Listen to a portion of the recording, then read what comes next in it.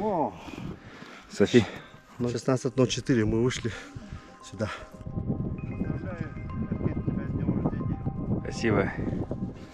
Ну все, отдыхаем. Костерок зажгем?